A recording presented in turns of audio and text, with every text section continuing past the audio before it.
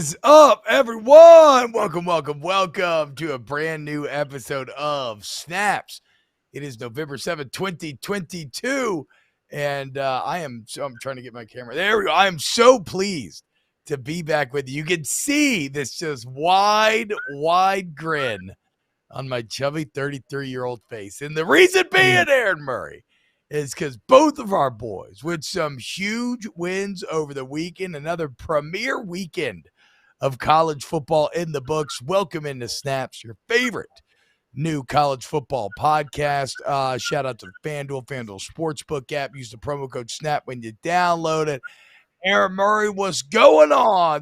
The only show, we said this on amp, but the only show, two hosts that were players on now SEC West and East leading team. I think I said it better on there. You get the point. Let's go Dogs. Let's go Tigers. Aaron, how are we feeling today? Man, I'm just happy you're alive, T-Bob. I was a little bit worried. Everyone was praying for T-Bob's health and safety Saturday night in Baton Rouge when we were doing our post-game show. So if you missed that, make sure you go check it. But this show, we are going to get a little bit of T-Bob's thoughts and reactions from the weekend. But most importantly, my co-host is alive. It took until about, 1 or 2 o'clock Eastern yesterday before T-Bob resurfaced, and I got a text back letting me know that he was alive, well, and ready to go for the week. So, and your voice sounds good. I was a little bit surprised. I thought your voice would be complete shit today, and you sound pretty good, though. It's not great, but it's not as bad as it could be. Okay? I mean, there we go, dude. And let's be clear. Yesterday, you got me effed up if you thought I let a raging hangover stop me from first visiting my grandmother in the nursing home because I'm a good effing boy. Look at me, okay? All y'all should go visit your elders. And secondly, going to the Renaissance Fair in Hammond, Louisiana. Shout out Renfest. Had so much fun.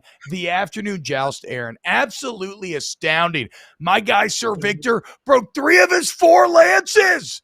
Dame the Lame couldn't even get one. Stag of York rides again. You know what else was awesome at Renfest? I brought the Turtle Box along because it's all I do nowadays is listen to my Turtle Box Bluetooth outdoor speaker. It's incredible. Friday night, me and the fellas, the neighbors, sitting in my driveway, drinking beers, listening to Louis. It started to rain a little bit. We just sat out there because guess what? It's waterproof, y'all, and it freaking bangs, dude. I love these Turtlebox speakers. Turtleboxaudio.com, promo code SNAPS. Turtleboxaudio.com, promo code SNAPS, going to get you $20 off and free shipping and handling. Again, y'all, I've literally used it everywhere. Aaron, have you gotten to bust out the Turtlebox anymore? Yeah, I know you've been on the go. You've been out of town and everything. A little harder to travel with on the plane and everything. But have you gotten to bust it out yet? It may be a weapon on the plane with how big it is, and it would scare a lot of people. So no, I have not busted out, unfortunately, as much as you have. But with sharing about the pop any day now, actually, my last game is going to be this weekend for the season. So after that, I will have some free weekends at home where we'll be blasting that Turtle Box. But then I'll also have a newborn infant upstairs that may rattle the walls of the house. So we have to turn it down a little bit. For the little one, but yeah, we'll be bouncing, and we will have it in Atlanta for those who are coming for the SEC Championship game. Maybe we'll do a little bit of Snaps tailgate, bring some Turtle Boxes to the tailgate, have a little bit of fun. But T-Bob will not be there, unfortunately. Oh my God, T-Bob. Okay, so what? Yeah, so I am too. We are having a baby, and in one of the cruelest twists of fate, from a college football perspective.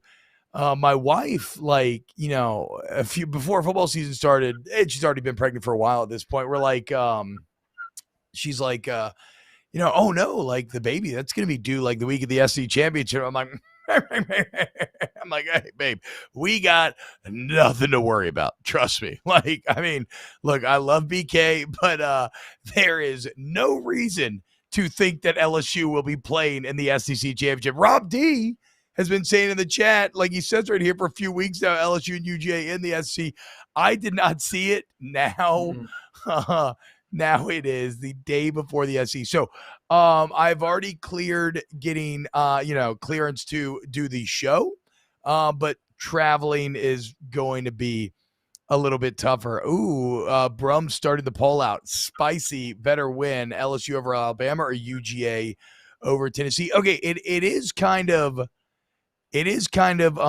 fascinating. This is my third kid, by the way, boys, and I'm done, and I'm going to cut my nuts and watch Lord of the Rings all weekend. I cannot freaking wait. It's going to be you awesome, and me, T-Bob, same time. You're getting cut up too? Yes. Oh, let's go, dude. We need a deal for anyone in the chat that knows anyone that wants to help sponsor Snaps and also snip our cojones. Please let us know. Snips. Yes, Snips and Snaps, brought to you by Doctor, and that could be you. Yes. Who do the boys trust with their balls? Doctor. See, I mean, we go on and on. I know there's a good, like we had the big Blazers boys. There's some sort of vasectomy joke there. We'll workshop it. Like we'll find it eventually. We just need to find the Snalton of Snip for Snaps. The Snalton of Sultan. Sultan of Snips. Okay. Yes. The Sultan of Snips. The Sultan of Snips? That could be you, docs. If you're listening and you cut balls, let us know. All right. We will do Snips and Snaps at the end of this episode. For the majority of this episode, though, we're going to talk Tennessee, Georgia. We're going to talk LSU, Alabama. We'll hit on Clemson as well. And then we'll get into our Snips and Snaps. First, though, I think there's some interesting conversation here, Aaron. What Brum just put as the poll question, which is who is the better win over the weekend? Is it LSU Bama, or do you think it's UGA over Tennessee? I'll go first. I have an answer, but you take it away. You just said you'll go first. You want me to go first? Or you go first. No, that was like such awful hosting by me. That was like that was literally one of the worst jobs I've ever. If we were in a football field and I was trying to hand you the ball, I would have like missed your pocket completely and just hit you in the nuts and had it bounce off your thigh and go to the other team. Okay. No, that was an oopsie block. That was a lookout block. That was complete. Okay. You whiffed. And you say, Aaron, watch out as I get just drilled in the back. That's the worst. Watch out. Okay, Aaron, what do you think? Better win. All right. Which only happened once or twice, I must say, in the Alabama game for LSU and those freshman tackles. Those freshman tackles I watched yesterday back in the coach's tape, they freaking balled out. My goodness, it's insane, bro. So, it's insane. We will discuss that as well. But no, I will say, to be honest, I thought the bigger win was LSU over Alabama because the fact that Georgia's the reigning champs, and yes, you know they've kind of established themselves as that team. And I know they were only ranked 3 last week in the first poll coming out for the college football playoffs, but we know how dominant they were. We know that they were at home. We know that they were going to have success, especially on offense against Tennessee's defense. But for LSU to be where they were to start the season off. And once again, we will talk about that FSU game. Horrendous, undisciplined, turnovers, piss poor special teams. Fast forward to Tennessee, penalties, special teams issues, got absolutely throttled by Tennessee. We were like, man, where is this LSU team? We knew it was going to be somewhat of a quote-unquote rebuilding year, heavy roster turnover, new coaching staff. So for all that, for where they were week 1, to where they are now, and now leading the SEC West to beat Alabama. And yes, it's not the same Alabama we've seen in the past decade. Like, this is a not great Alabama team this year by Alabama standards at all. But I thought what they were able to do to win that football game in year 1, because preseason, the amount of shows that I was on that people were saying LSU is the 5th worst team in the SEC West. Yeah, 6th worst or 6th best team in the SEC West, like literally putting them towards the back of the SEC West, which we know is very competitive. For them to now be essentially 1 week away from clinching the SEC West and to be in control of their own destiny is amazing to see. So yes, I will say LSU winning that game versus Alabama was the bigger deal. Well, and I'm glad you said it because I didn't want to just sound like a homer. But now that you stated that, I'll add on one little homer garnish, which is that for Georgia beating Tennessee, that is the rule, not the exception, right? Yeah. Like that. I mean, Tennessee has beat Georgia. They beat them once in the past 12 or 13 years at this point. Now, again, the Tennessee looked very threatening, and so I completely understand. And the excitement for this game was incredible, and what Georgia did to them, dismantling them, was incredible and much more dominant than you saw at LSU. But contextually, culturally, when I tell you this meant something to this city and community and fan base, like I've said it a couple times already this morning, but the experience of Saturday night was quite literally life affirming. Like the emotions that you felt, the friends that you made of complete and utter strangers, the fact that it was happening in warm little pockets all around the city and the country and the world, right? Like if you're maybe you live in New York City and you're like the big LSU bar up there, or you're in Houston, or you're on some random little cigar bar in Baton Rouge or Death Valley itself. It was just the energy. It was an explosion in the city when they got that 2-point conversion. And when I tell you that everything has just looked a little brighter, smelled a little sweeter, tasted a little better, like it is one of those type of moments. And it reminds me why we all love sports and college football and everything so much. And it also reminds me of this idea that, sometimes you have to go through a lot of bad, and then the good tastes even better for it. So massive win for the Tigers there. Very unexpected win. Love to see it. Not unexpected, because they covered, were the Georgia Bulldogs. And Aaron, when I look at this Georgia game, to me, I understood why they were 3.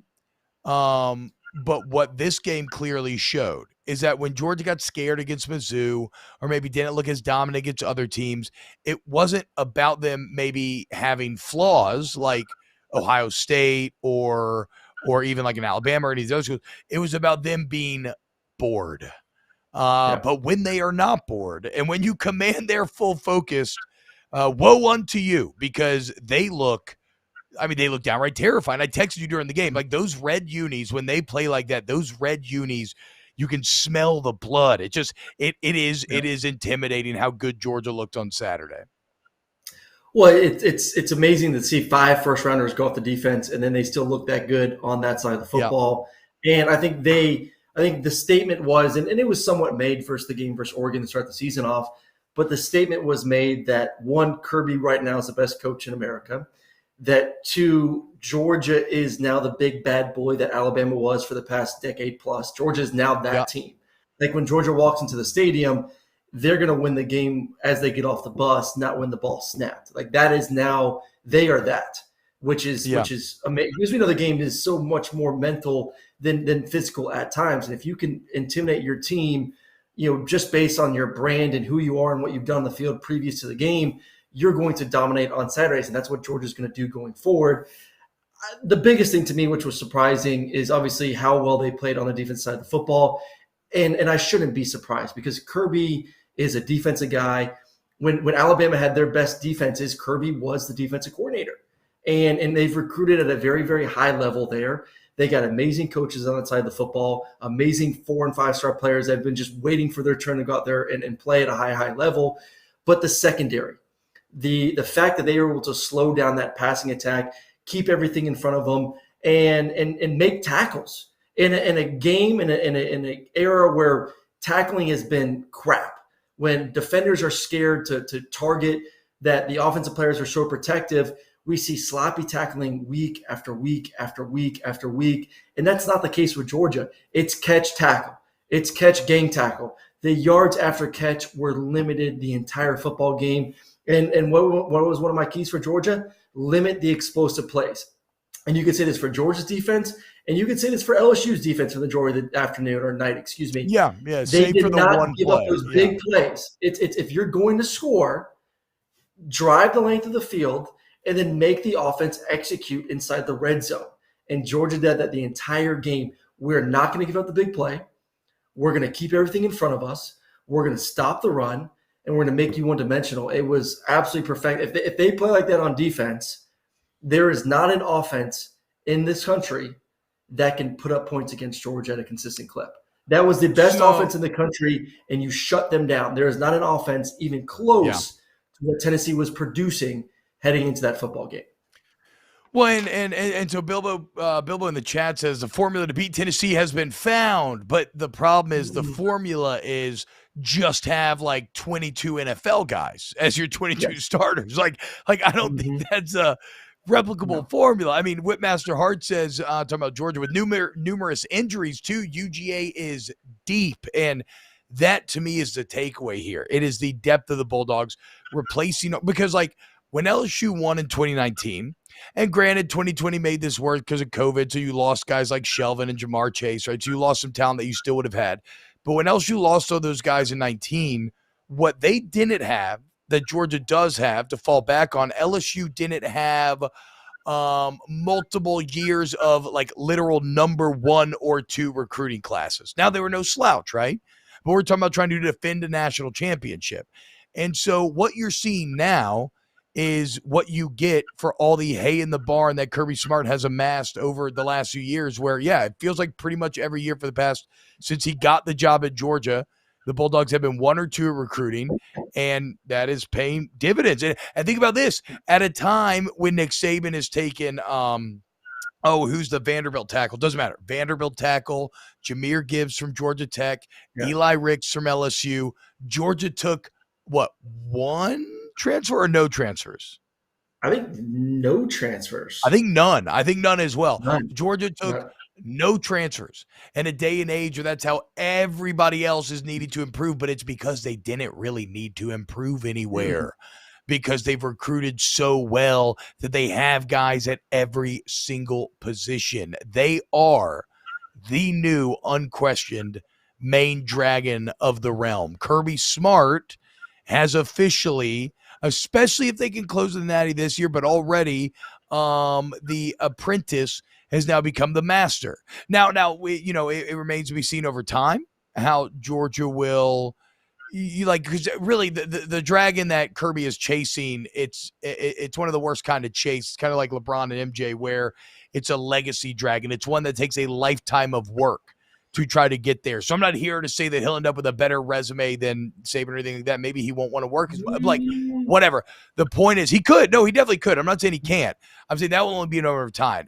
I guess what I'm saying is right now, what is inarguable is that Georgia and Smart are the number 1 team and the number 1 coach in the entire country. And they looked damn impressive, but the only problem is they got to go against Jaden Daniels here in a few weeks. So, I mean, watch out, bro, JD5. It's just, a crazy point too is you go back to LSU's offense and Alabama's offense and, Clemson's offense with Trevor, and, it's been a college football landscape that's been dominated by offensive football. And all of a sudden, Georgia the past 2 years have kind of switched the script up a little bit where, hey, defenses aren't dead. And defenses can still win championships. They did it last year versus Alabama. They look to be possibly doing the same thing this year going forward. And you bring up an issue point about LSU as someone to worry about going forward. And it does – these are the teams that Georgia has to face going forward that may have a legitimate offense. LSU – if Jaden can continue to progress, like you're talking about a quarterback that's playing at a high level, a guy who I said on the show Saturday night should be working his way into the Heisman conversation in a big, big way. Like if they go out there and win the remainder of their games, if they do find a way to beat Alabama, he may be your Heisman Trophy winner at the end of the day. Like he's put up the numbers and he would have the resume when it comes to wins and losses to be able to deserve that award. So yes, he scares me a little bit with their receivers. I still think Georgia can kind of handle them. Not as intimidated. And then, the other offense that you could point to is Ohio State. But Ohio State struggled the past 3 weeks. And it's been a little bit shocking to me, the run game for Ohio State. It's now 3 straight weeks where they've just not dominated the line of scrimmage the way they should. And if you're going to be one-dimensional, as we saw this weekend with Georgia versus Tennessee, Georgia shut down the run game and said, you can't run. We're going to force you to pass. We're going to keep everything in front of you. And they held Tennessee to 6 points for the majority of the football game. Not saying they would do that to Ohio State on a neutral field, but what I'm saying is they can make Ohio State, who already is one-dimensional, even more one-dimensional. If you do that against an elite defense, it's going to be a long afternoon. So now, if you're a Georgia fan, all you're saying is knock on wood, stay healthy, and we're going to have a really, really good shot to win this whole thing once again this year and keep getting healthy on offense. A.D. Mitchell was not back in this game. I was hoping he would be back. Looks like it's going to be later in the season, if not the playoffs, before he does return. You get him going with Ladd playing at a high level, like he did this past weekend. Bowers had a great game. Washington's having a great season. Some other guys emerged and had their moments within that ball game. This is a complete football team. This is a scary football team. And I think you said it best, T-Bob. Like, when they want to turn it on, they will not be stopped. They turned it on the fourth quarter of Missouri. They're messing with their food. They said, enough's enough. Let's go. Boom, hit it, left them in the dust. And the same thing with Florida. Screwed around the third quarter. They said, okay, enough's enough. Let's just put them away. Boom, they put them away. Like, they have those type of players where as soon as they say go, it's hasta la vista. We're out of here. Yeah, so I agree. It's about when they focus in. Dart Jameson, $2 super chat says, Rocky Bob, no mo. No, you're right. Look, there's also a reason why I didn't go super hard on Tennessee last week, and that's also because, you know what, dude?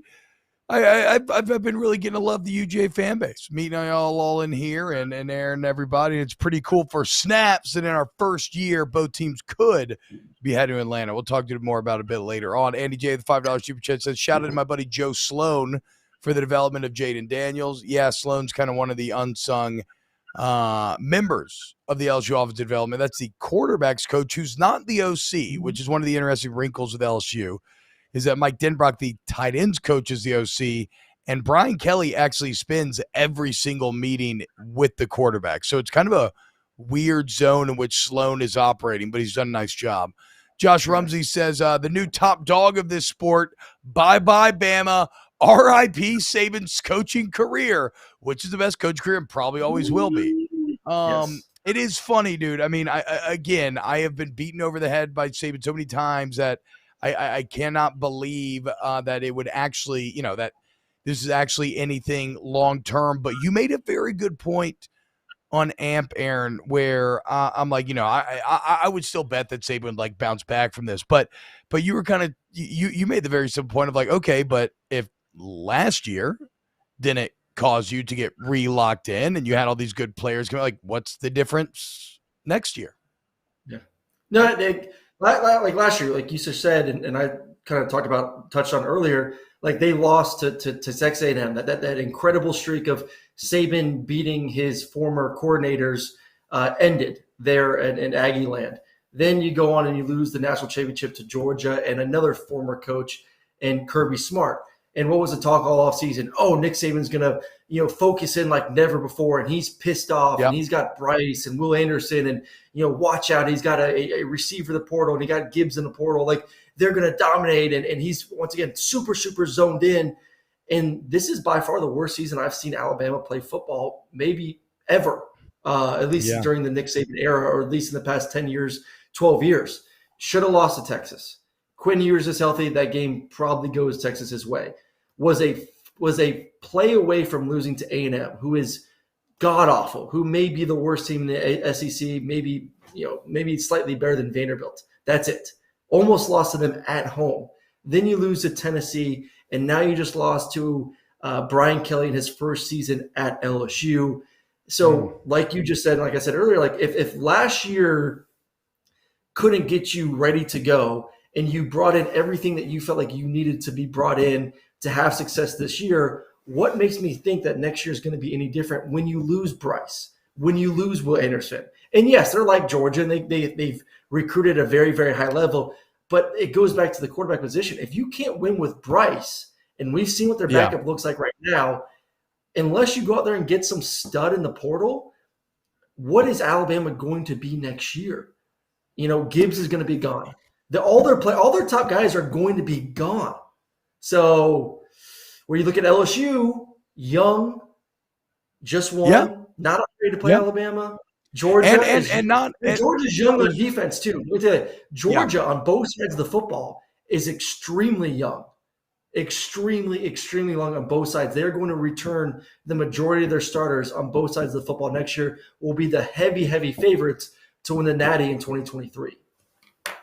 Aaron, I think your instincts are spot on. You said maybe this is the worst Alabama team we've ever seen. And you're like, at least 10 to 12 years. Well, fun fact, this is the first time since 2010 that Alabama has lost 2 games before the Iron Bowl. So you are not wrong.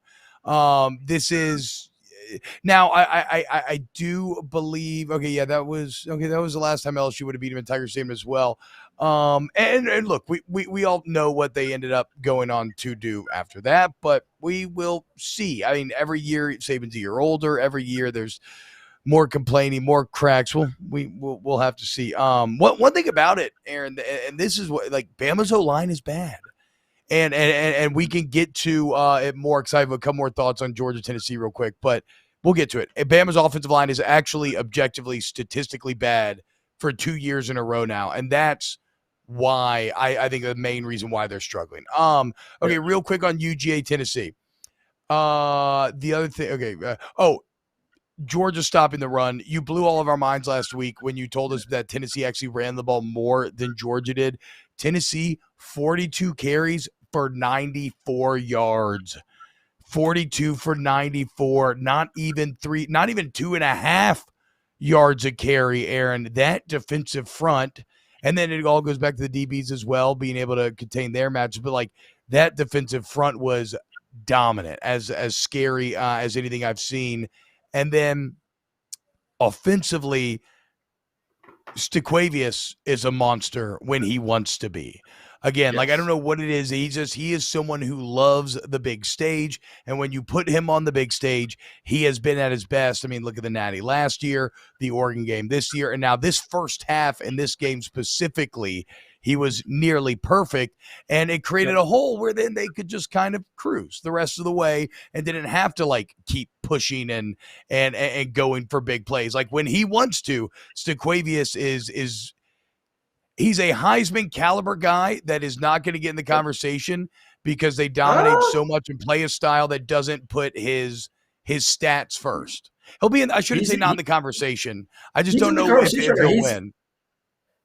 I don't know he's going to win. Like, yeah, stats are going to hurt. Like, if he didn't have that lull for about 3 or 4 games where I don't think he threw a touchdown, then he may be a top 3 right now. And right now you go on FanDuel and you can get Stetson Bennett at plus 1,800. So it's CJ Stroud, who retook pretty good. Hendon Hooker, Blake Corum at 3, Bo Nix, baby. Bo Nix at plus 800, Caleb Williams at plus 800, Drake May, Jaden Daniels, and then Stetson Bennett right after. So he's cracked his way into the top 8 when it comes to chances of winning the Heisman based on FanDuel. So, he's going to have his moment, I think, going in there and winning a primetime, night game, 7 o'clock, Mississippi State this weekend. We'll get some notoriety. Obviously, if you win the SEC championship game, I think if he does all that, he may be in New York. I agree. Like, I don't think he's going to win the Natty. He's not going to have the numbers to be able to do that. But like my senior year, A.J. McCarron was in New York. A.J. didn't have anywhere near the stats, but they were also, had 2 great years. He won a national championship. He had the name recognition. And I think he ended up coming in second to Jameson. So, Wow, that's wild. I did not realize A.J. McCarron made a New York trip. That is kind of insane. Aaron doesn't sound bitter about it at all. I mean, his numbers were not nearly as good as Aaron. Did I sound bitter? I threw 121 touchdowns, and how many trips did I get to make to New York? 0. Thank you. I agree, dude. That's our team also wasn't very good my senior year, so that did not help. I do want to answer one question in the chat from who was it? Oh, from Weinman asked, does Michigan or Ohio State match up better against Georgia than LSU does? I don't think Michigan does. Michigan plays the same exact style of football that Georgia does, which obviously we saw last year. You don't want to play that style of football against a team that's better than you. And they would get crushed once again. I think I would say Ohio State, difficult-wise, Ohio State 1, LSU 2, Michigan 3. But that Michigan-Ohio State game at the end of the season looks more and more intriguing the more you watch Ohio State. And last year, what caused Ohio State to lose the game? The weather. As soon as I turned it on and saw it was snowing, I said, oh, shit, Michigan's going to win this football game. And they did. What do we see versus Northwestern this past weekend? If the weather's crappy, Ohio State is they can't run the football. They can't dominate up front. So if it's a little bit crappy come end of the season versus Michigan, I put my money on Michigan to win that game again this year. So, Aaron, we saw a little rain in Tennessee, Georgia, certainly. Now, the thing about the Northwestern game was, imagine this, Chicago, it was very windy. My old man, Bobby Hebert, played 15 years professional quarterback, so I value his quarterback opinions. Obviously, he'll forget more football than I'll ever know. And he always said, and I'd like to pick your brain on this, he said it's not like snow or rain. It's not the wetness, but it's the wind. When you're trying to play quarterback, it's the wind that can really just doom you. Well, it depends if you can throw a spiral or not. If you start throwing some ducks, you're in trouble because that thing will just get stuck in the air and not go anywhere. For being a part of the small hand club, which I will now say I'm a part of to make you happy, Yes, let's go. I would say I had more difficulty in rain than wind because I really? Yeah, I had a difficult time gripping the football. But if you have a bigger hands and you can handle the wet, then obviously the wind plays a major factor. But the wind there this weekend was, I don't know if you saw the kick. A kicker tried to kick a 30-yard field goal. The ball actually started going backwards midway through. So like it was windy. So yes, that could be, I would always look every Monday through Saturday. The first thing I would do when I would wake up is look at the weather app. I would be like, what's the weather going to be like Saturday? Like, it would, as a quarterback, it'd freak you out. Ohio State fans will be pulling up the weather app every single day of the week leading up to that Michigan game. Because I'm telling you, if it's bad weather, Michigan is more physical at the lines of scrimmage and could possibly dominate the game similar to what they did last year. Okay, look, I'm going to defend my guy Aaron in the chat here because we are both tiny-handed 9-inch kings. He is not 8.5. He is 9.25. Okay, and I am 9, so technically slightly larger than I. But the point is, in the small hand club, we don't care about that because we're all 9-inch kings down here, 9.5 and under. Okay, so but not 8.5. Even though we welcome you if you are 8.5. Kenny Pickett, you are welcome to come to the meetings. Absolutely. All right. So that was Georgia. They were great. Kicked Tennessee's. You know what they did, Aaron? They kicked their ass in the trenches too, which is always like a very throwaway kind of course, but they really did. And that's how, like, nobody. Yeah, when it's weird. And like, I don't know if people think of Tennessee as having an elite offensive or defensive line, but nobody had whooped up on them like that, like all year long. That was the first time. Okay. One last thing. Shout out to our boy Eric Ainge, who was on our show about a month ago. For talking that shit about Georgia's fan base and the crowd and that it wasn't going to make a difference. Why would you say that before the game? Like, why would you say that? He gave all of Sanford. He gave literally 90-something thousand people bulletin board material. Like, not even bulletin board material for the team. Like, Georgia doesn't need it, whatever. But for the fans, all the fans out, dude. And it's funny because Jake Hesserman was saying the exact same thing, and it bit them in the ass because that was an extra rabid fan base, and Tennessee was like very clearly affected by it. That was Eric. The snip. Eric, that is a certified snip. Dude, I sent a tweet out Saturday night about it. Like, hey, Eric, we'll take your apology whenever. My phone is still blowing up with Georgia fans, like, cussing him out. Like, adding me and Eric. Like, still going on right now, like feuds. I'm like, can you all please just take me off like the ad so my phone's up? Like, cool. Aaron, mute your notifications. I do, but just like, I do mute it, but like if I go to my notifications, just like scroll real quick, there'll be like 100 comments from Tennessee and Georgia fans. Why is this rabid fan base continuing the fight that I started?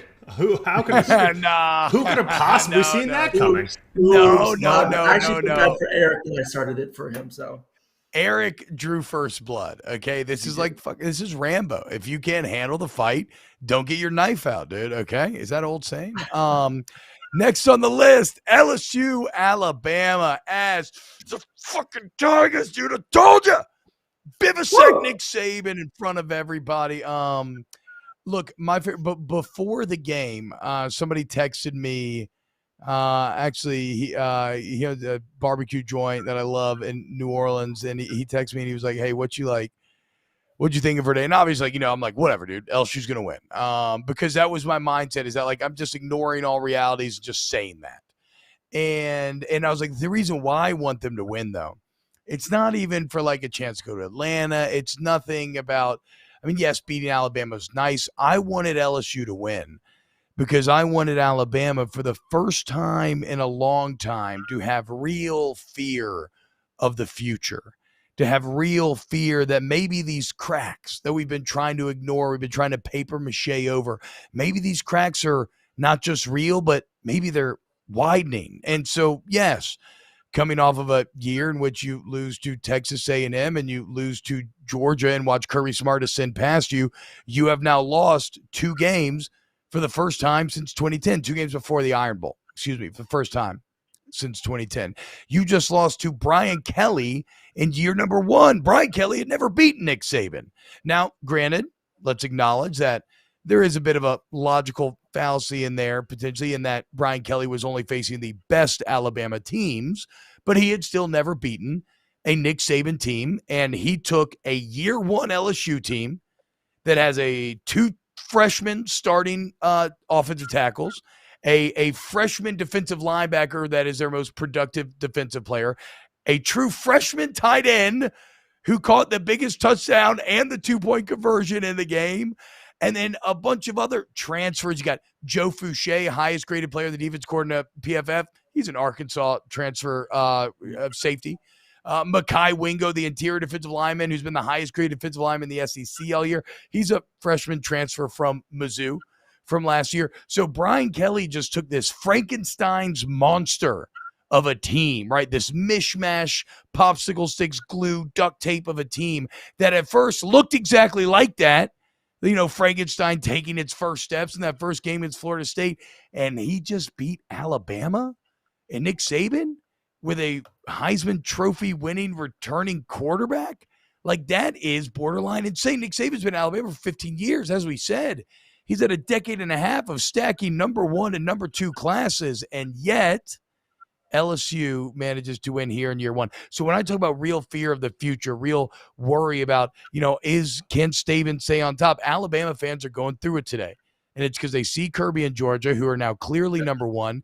And now they have a little bit of the fear that one of their rivals that they thought they had smushed into the dirt all of a sudden comes back year 1 under a much more competent general than they were used to having. And maybe that was the other big takeaway here, is that we said it, like, normally the bye week has not been an advantage for LSU, mainly because you have been at a pretty significant.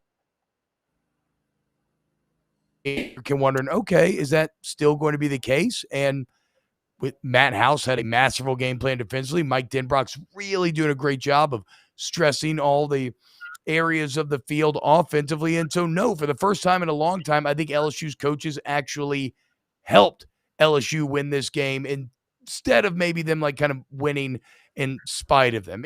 And again, none of this really applies to 2019 because 2019 was just this rocket shot of perfect, right? Like, there was nothing fluky about this win for LSU, Aaron. No, there wasn't. It was just good football on both sides, and it was good to see. I mean, Harold Perkins at linebacker was could you limit Bryce Young from being Bryce Young? Like the play that he had before overtime where he ran around and threw it to a wide open receiver, like it happened that time, but you didn't really see a ton of that throughout the game. Like they kept him in check, and that's why one of the reasons why Bryce had one of his worst games of his career at Alabama. The frustration of having to sit in the pocket and deal with the LSU pass rush and not run around and be creative with his legs in order for his receivers to get open down the field. That's when we really saw, in my opinion, Alabama's true colors at receiver. Because it's easy to get open when your quarterback's running around and you have 6, 7, 8 seconds to get open. Like a DB, I don't care how good you are at DB, you're going to find a way on the offense side of the football to make a play. And we've seen that over and over and over again this year. Essentially Bryce was forced to get Jahmyr Gibbs involved in the passing game. And those were the big plays. Like, can we find Gibbs out of the backfield because our receivers are not good enough to consistently get open play after play after play if the quarterback only has 3 or 4 seconds to throw the football. So that's the key. Can you keep Bryce in the pocket? And if you can do that, their receivers are not good enough to beat you over and over again, which is something that we have not seen from an Alabama offense in quite some time at the receiving position. So that's a little bit kooky. And another point about Nick Saban. I'm not trying to beat down Nick Saban because I'd be an idiot to do that. He is the GOAT. He is the greatest. My man has had the more trophies and rings than anyone will ever dream of. Aaron does love Saban. Aaron actually does. I do love Saban. I think he's a great. We've argued. Of course, he's the GOAT. But something else that's a little bit concerning because we do bash one coach and one football team. That's Texas A&M and Jim. So for a team that has been one of the worst teams in the SEC, this goes to the whole changing the guard mentality. Like you said, Nick, Kirby Smart right now is probably the best in the game and has the best team in the game. And, we don't see them slowing down anytime soon. Brian Kelly, you knew he was going to get that thing going. And obviously going in 1 year should be scary for everyone, not just in the SEC, but in the entire country. But Jimbo's beating Nick Saban last year and was one play away from beating him this year. Yeah. And his teams were significantly worse than Alabama. Does Jimbo have Nick's number? And if Jimbo can ever get this incredible recruiting class to get their crap together and stop smoking weed in the locker room, if you can match the talent of Alabama, what does that say about Jimbo and Nick Saban? So there's a lot of coaches in this league right now. We know it's a great league of coaches. Now I'm interested this weekend. Lane Kiffin, does he make his mark in this league? And then Hugh Freeze. I had Hugh Freeze this past weekend versus Arkansas. Made a massive statement of, hey, I deserve the job for Auburn. Hugh Freeze is the guy that's beaten Alabama, twice when Nick Saban was there? Yep. So you may be talking about adding him into the SEC here in the next year or so. So all that to be said, Nick Saban will go out on his terms. He will go when he wants to leave. Ain't no one ever going to push him out. You'd be stupid to do it. But I just think for him, at some point you have to start thinking, man, is it catching up on me? Are we going down the hill? And is there any chance of me winning another national championship in the next few years? And I think that window may be closing pretty fast.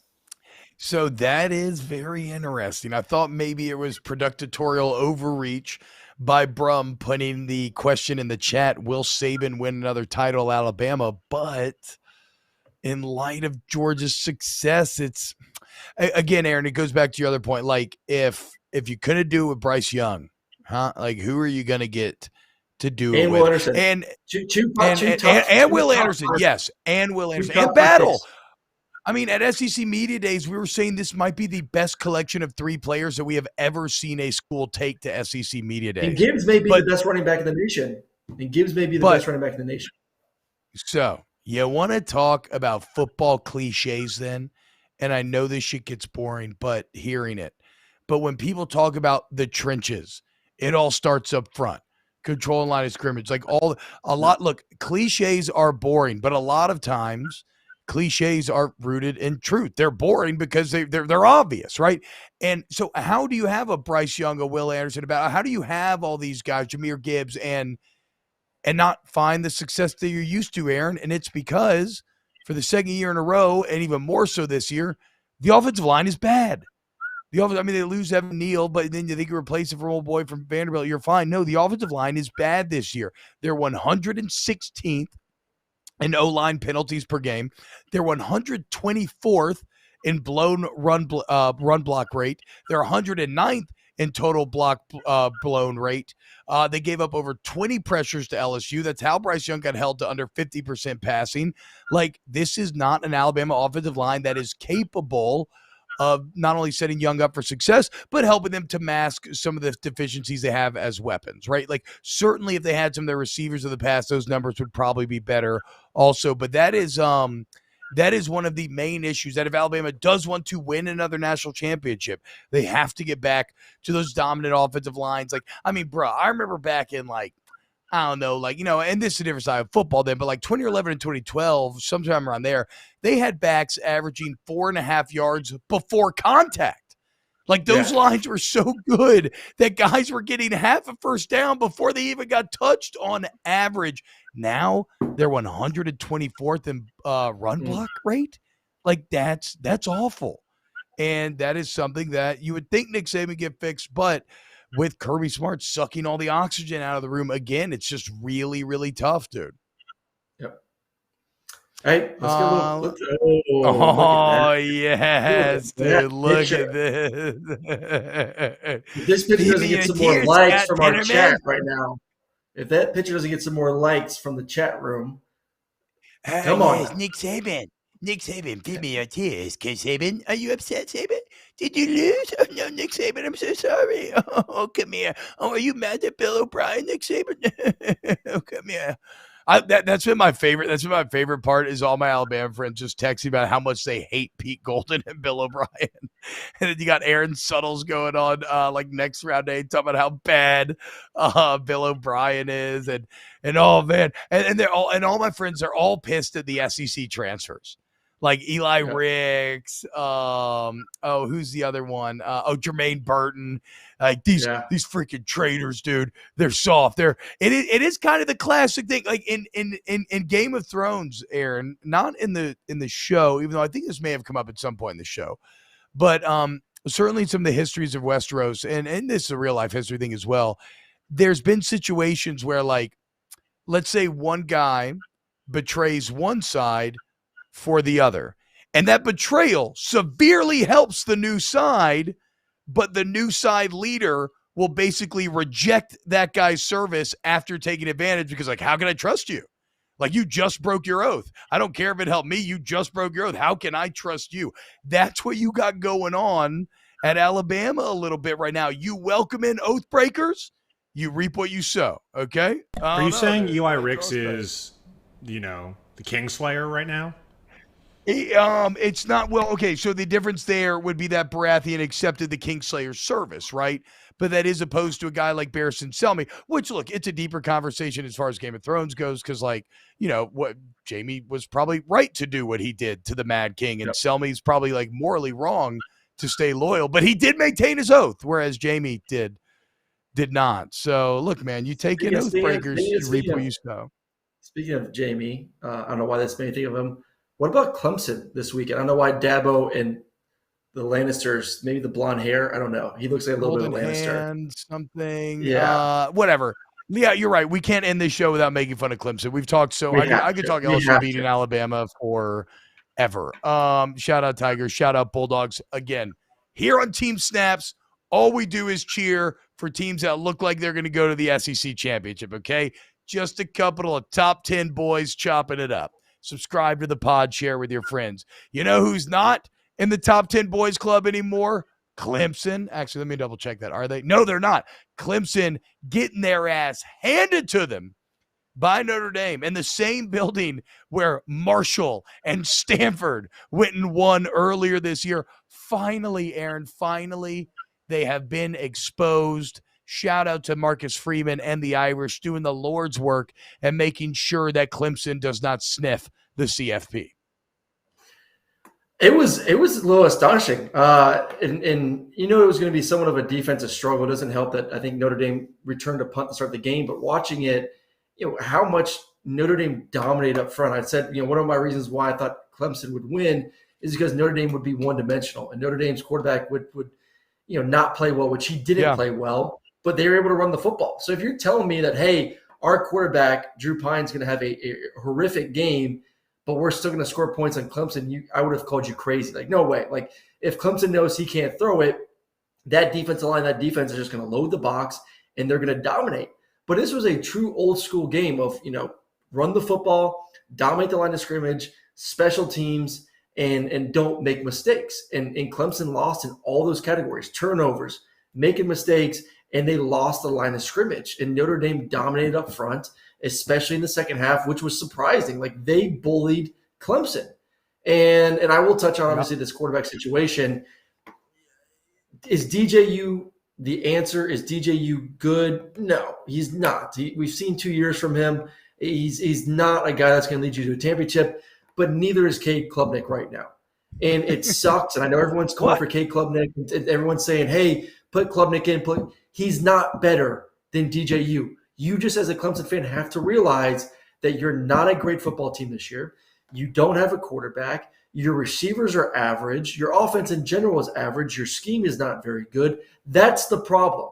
Cade Klubnik coming in there is not going to solve your issues. He's not Trevor Lawrence. Stop trying to compare this to when Trevor Lawrence came in and took over at quarterback. Cade Klubnik is not Trevor Lawrence. DJU is the better quarterback right now. Cade is not ready. You're just not good.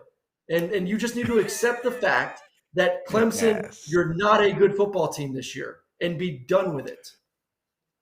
Yeah, it's and it's funny. It's not even just Trevor Lawrence, right? Deshaun Watson was the same thing. He replaced a star. So Clemson fans, I think, unfortunately, has gotten a bit used to, oh no, we have a savior, right? We have a savior. He's just waiting in the wings. You just have to pay him. No. And then you put Klubnik in on Saturday and he throws a pick, his first drive. And then you go back to DJU and he throws a pick 6. And that's the worst place to be. Like, you've already shattered one dude's confidence because you gave him the hook. Then you put the other guy, he throws a pick, you give him the hook, his confidence is gone. And now you're just bouncing back and forth between two broken quarterbacks. And that is like, anybody who has been there as a fan, a player, whatever, it's just the worst. It's just it takes all the wind out of your sails. The team then, like, the defense has to watch that, and they're like, we got no hope offensively. The receivers are pissed. It's just it's a disaster. And we said it. That was the biggest thing about Clemson. They didn't have a settled quarterback situation, and look at them now. Look at them now, dude. They are done. Am I reading this correctly? God, my eyes are going bad, dude. Is it 153? It sure is. It is 153. Okay. You each do one snip and one snap, and let's get out of here. Okay. I'll do my first. I'm going to do a snip first. I'm snipping. I think y'all are going to like this. Maury Jimbo Fisher Ball. That's right. I have combined the two most disappointing college football coaches into one, as both Maury Jimbo Fisher Ball get embarrassed this week. Texas A&M getting their ass kicked by Florida. They're now 3-6, 1-5 in the SEC. One of their only wins over the awful 4-5 Hurricanes, who just let Mike Norvell and FSU beat them 45-3. Mario Jimbo Fisher Ball, two storied programs with big coaching contracts, a ton of NIL money, and drastically disappointing results. And I love to see it. Snip you, Mario Fisher Jimbo Ball. Oops, I screwed it up. I'll be a little bit negative too. I'm going to snip, and this is going to sound weird here, but it's like essentially like selling the stock when it's at its peak. Like, I'm going to short the shit out of this one. TCU Horned Frogs. I'm going to snip them before they go to shit. Undefeated, number 4 team in the country, but they're going on the road to Texas. They're going on the road to Baylor. Their top receiver's banged up right now. I think TCU is going to lose one, if not both, of the next games on the road to Texas and Baylor. So I'm just going to snip it now and just get it over with before they disappoint me one of these next 2 weekends. Big 12, your chance to make the playoffs are about to go bye-bye here in the next 7 to 14 days. I'm about to snip you, Amber. You cannot get behind Texas again. We promised ourselves that we would slap each other if we did. They're at home. Oh, They're at God, home. dude. You play better at home. Yes. Lucy's just trying to make you kick that. Dude, she's trying to make you kick that football again, bro. Don't do it. Max Duggan, remember the cover? He gave us the 4th down cover for best bet. You can't bail on that. I know. I feel like I'm cheating right now, but damn, some bitch. Can't do it. I can't do it. Listen, I didn't say they're going to lose both. I said they're going to lose. Actually, I do think they're going to lose both, but they're going to at least lose one of them. Brutal. All right. Well, real quick snap. I'm snapping Kansas going bowling. Shout out Lance Leipold. Kansas 6-3, 3-3 in the Big 12. That's amazing. And then also I like calling Kansas the Bean Boys. Now they got Jason Bean back there. And then I'm snapping Bo Nix, dude. Your new leader, Aaron Murray, in total touchdowns in the country. Bo Nix has now accounted for 36 touchdowns on the year. I'm telling you, baby. I've been telling you, boys. I'll get one more snap. I'll get my one snap in. Snap to the Pac-12. You bring up Bo Nix. Good point. A Pac-12 team will make the playoff this year. Whether it's Oregon, USC, or UCLA, there's going to be a one-loss Pac-12 winner. It's going to be one of those 3 teams. They will be in the playoffs. So big snap because TCU is going to lose next week and Alabama's out. Tennessee still has a chance, though. Tennessee has a legitimate chance to still make it without even making it to the SEC championship game. Fair. Aaron Murray, thank you so much, man. You have a great day. Huge thank you to Ryan Brumley and everybody at The Volume. We love doing the show so much. Huge thank you to everyone hanging out here in the chat with us. It's going to be a very fun week, a very fun few weeks, y'all, as we both get ready for maybe Atlanta, for new babies. It's going to be wild, and we're very excited you're here on the journey with us. Again, FanDuel Sportsbook app, promo code SNAPS, turtleboxaudio.com, promo code snaps there if you want some 6 speakers. And please sub to the pod and rate and review it. That really helps. Share the pod with your friends. It's going great over there. We're going to keep it going, y'all. And we will see you tomorrow for a brand new Snaps. Yeah, Nick Saban. Are you sad, Nick? Are you sad, Nick Saban? Come here, Nick. Let me lick them tears. Oh, yeah. Oh, they're so